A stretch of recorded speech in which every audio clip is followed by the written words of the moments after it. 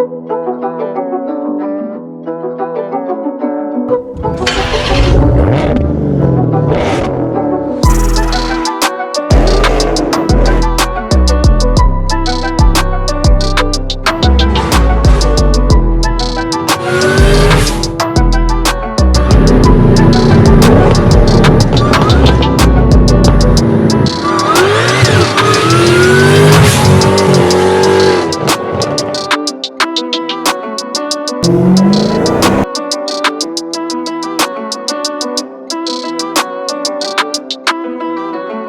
morning, ladies and gentlemen. Welcome back to the channel. My name is Ron and this is MotorTube. It is a beautiful sunny day out and we have some great news for the TRX. So you guys know that I've been building my TRX and we pretty much did the ported and built blower from Jokers. We did the upper pulley, we did the injectors, we did the thermostat, and we were also gonna tune it on E85, but unfortunately we had a little problem with the booster pump, the dual booster pump that JMS sent me.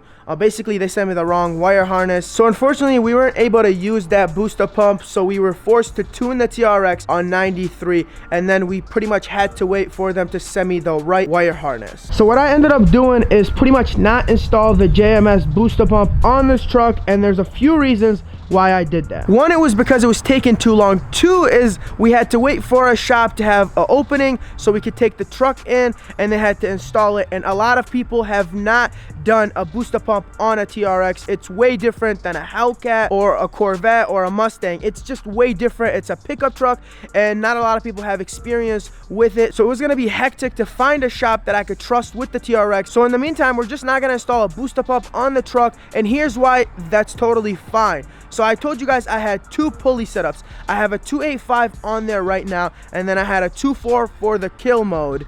And basically the kill mode would need the booster pump because it wouldn't have enough fuel. And well, for the 285, we could pretty much do the E85 tune and run E85 in this truck without having the booster pump, because the TRX already has dual pumps just like the Trackhawk, so it'll do just fine with the pulley size that we have on there. So a quick rundown on the setup. We have a 285 upper pulley, we have a ported blower, we have injectors, and we have a thermostat, and that setup is totally fine to run E85 without a booster pump according to my tuner. So we are super low on gas.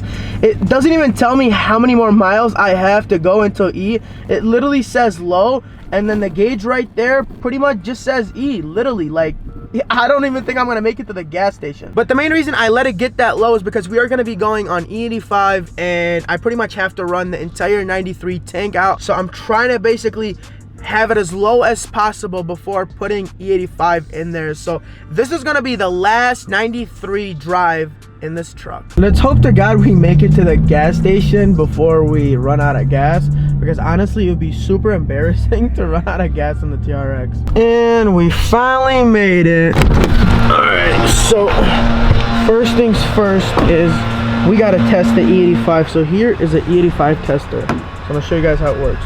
So you fill it up with water up to here, and the rest you fill it up with the pump E85, and then you gotta shake it, and then where the water and the E85 separates is basically you know, the ethanol content of the E85. So I just filled it up with E85, and now we're gonna close the cap, and then we're just gonna shake it, and then we're pretty much gonna wait for it to separate. So as you can see, that's the E85, and now it's gonna separate, so we're just gonna give it a little bit of time.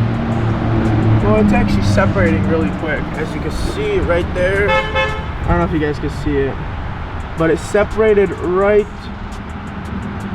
there, right here, so about 85%, which is pretty decent E85. But before we fill it up with the E85, we gotta load up the E85 tune, because right now the truck is tuned on 93, so we cannot have it tuned on 93 while putting E85 in there. So we're gonna load that up, and here's what you need. You need the laptop, make sure it's a PC Windows. You got the cable from HP Tuners, shout out to them for providing the credits and the program. And you also need a bypass cable. So you basically put it somewhere in there, and that bypass goes in here, and then the HP Tuners cables goes in there.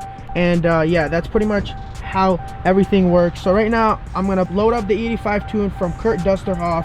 Shout out to Kurt, he is the man when it comes to Hemis. Literally tunes all my cars, the TRX, the Charger, and the Challenger. The best in the business. I'm gonna leave his Instagram in the description below and his website. Make sure you guys hit him up if you need any sort of tuning for any of your Hemis. So now we click right, and it basically starts to write the new tune that's meant for E85. All right, so now we're ready for the E85,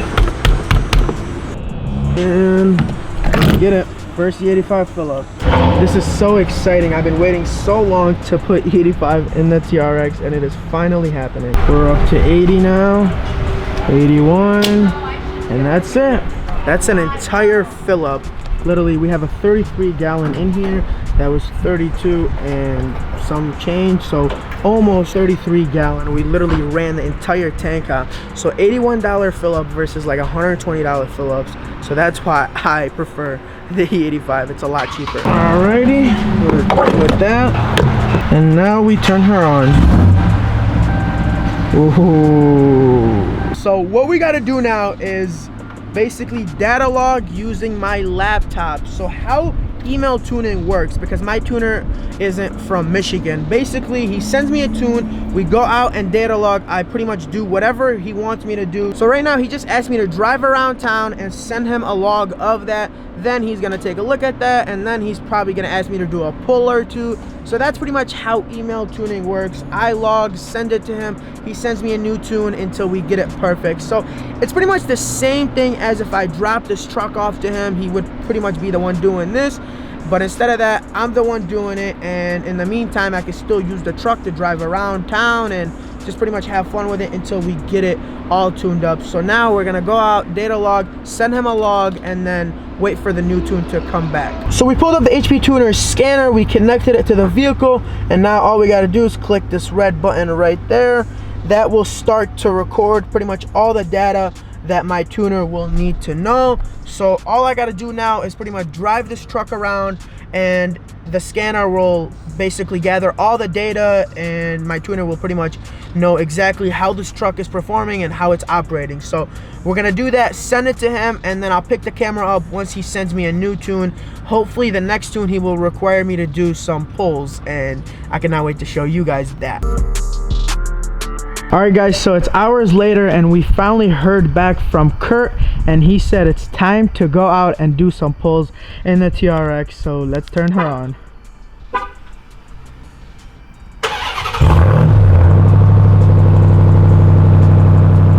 I am so excited to do some pulls in this thing.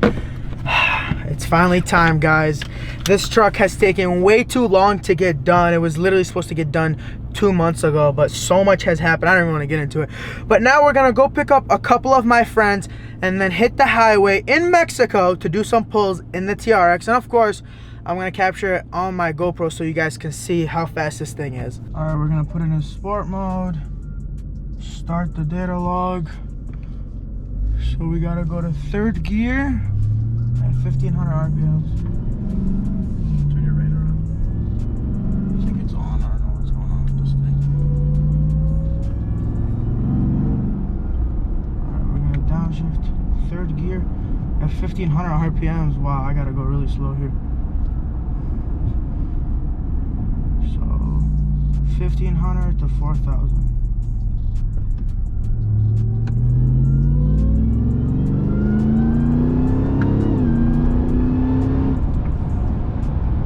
That's pretty much it. He said 1500 to 4000. I'll give him another one just so he can have it.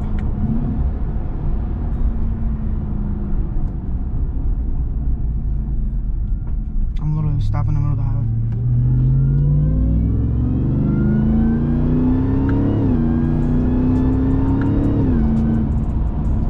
It's such an awkward pull, but that's good enough. So that was a good enough log for Kurt. I did 2 pulls at 3rd gear, 1500 RPMs to 4000 RPMs like he asked. So I'm gonna send those logs to him and then pretty much wait for him to maybe send me a new tune or tell me I'm good, and maybe we could do pulls that like you guys want to see then. So I'll pick up the camera whenever we hear back from Kurt next. All right guys, so it is the next day and we just heard back from Kurt. So let's go see what he sent over to us. All right. So we got a new file back. So he looked over the last log I sent him last night, and he basically, probably, well, I don't know what he exactly did, but I'm sure he changed a few things on the tune, and he sent me a new one back. So here's what we're gonna do. We basically saved it from the email, and all we gotta do is click on it, and we just wait a little bit, or a lot of it. I don't know what's going on. Okay, let's click this. Okay, so the tune is loading up now, so give it a few seconds. So it's good, and then you go over here and it clicks right vehicle. So we're gonna click that. I'm gonna take you guys off seeing that because it's gonna pull up my VIN number and all sort of stuff. So basically what we're gonna do now is we're gonna load this new tune up, and then we're gonna go out and do some pulls. All right, we're gonna put it in sport mode, third gear, 1500 RPMs.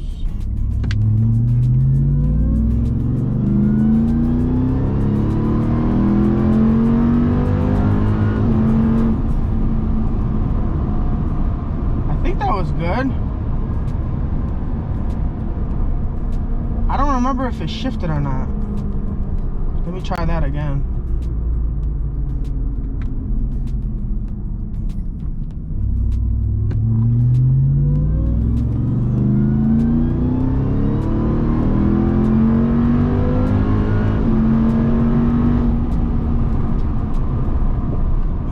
Good. So I know these aren't the pulls that you guys want to see me doing. These are some very awkward pulls, and like I said, these are the necessary pulls that my tuner needs, and I gotta just listen to him. I can't just make up my own pulls to do. I basically have to do exactly what he says so we could tune this thing the right way. Hey Nick! It's good. Look at you looking good. You just look good every time I see you. I got a haircut yesterday. Ooh, let me see that face, let me see that face. Okay, okay. Damn, who you been trying to impress lately? Myself. And me and the camera? And the camera. Are we gonna tell them what we're doing today with the truck? We're gonna impress them with how this truck comes out. Guys, this truck is about to look, it needs some love from Nick, so we're gonna let him explain everything he is gonna do to this truck, because this truck is about to look better than it did when it came out the dealership. All right guys, so we got Nick here from MC Whips. I'm gonna leave their Instagram right here. That's the shop that I go for everything, wrap, collision, detailing, I mean everything. It's a one-stop shop. So Nick, take it away. So what we're gonna do is we're gonna start off with giving this big truck a big bath, and then I'm gonna go and decontaminate his paint, clay bar the paint, iron decontaminate the paint, the wheels. I'm gonna ceramic coat his wheels as well, and then I'm gonna give it a one-step paint correction if needed. I know some parts of the bed are scratched a little bit deeper. I'll give it a two-step there with a cut and polish. And then after that, I'm gonna throw a 6-year ceramic coating, a professional grade ceramic coating, and then he's gonna take it to the sand dunes. And I'm also gonna make sure I tape off all the PPF so you can't get compound in those areas. So because the bottom is PPF'd, the front is PPF'd, the headlights are PPF'd, but we've been trying to get this done, but I've been busy tuning the truck, I've been busy doing all sort of shit, but I finally have time to drop this truck off so he could just make it look good. We're still gonna have to wait to see what Kurt has to say, if this tune is good or he has to send me a new revision. Either way, we won't find out what's gonna happen until the next video, because I have to drop the truck off for at least 2 days. But make sure to check out Motor City Whips. I'll leave their Instagram up here. They are the best in the business, and I trust them with all my vehicles. So before we leave, let me show you guys a few cars they got here. They got this 392 wide body, they got this ZL1 right here, and they got this Lamborghini Gallardo. It's in this beautiful pearl white. I'm not sure what's happening to the bumper. Maybe they're putting turbos, I don't know. All I know is never race a Lamborghini without a bumper. Now, this doesn't look like it has twin turbos, but I don't know, it's scary.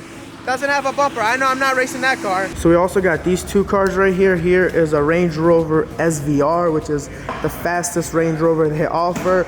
And this thing is ceramic coated and cleaned all by Nick. I mean, this thing is literally glowing. And also, this is not a wrap. It's a satin blue paint. I've never seen anything like this, but it's painted, not a wrap. I promise you guys. And it is looking so good. It has the white seats as well. Here we got a ZR1. This thing is in for a full PPF job. So here's the Escalade. This thing is originally black right here, and they're wrapping it black, except satin black, which is like very flat yet shows off the body lines. I love satin black instead of matte black. I think matte black hides the body lines, but satin black definitely looks really good on this car, and it's almost done. I love these new Escalades. So the whole thing is getting wrapped satin black. They're painting the wheels as well. So they do paint wheels here as well. They don't like to powder coat because powder coat always fades. You gotta paint it if you want a great lasting job. And let me just show you guys this. Look at this. Quality work. I mean, I can't make this shit up. It's literally like A1. It looks factory. Like, they take everything out. Literally everything. They don't cheap out here. They literally take everything out. I mean, even this.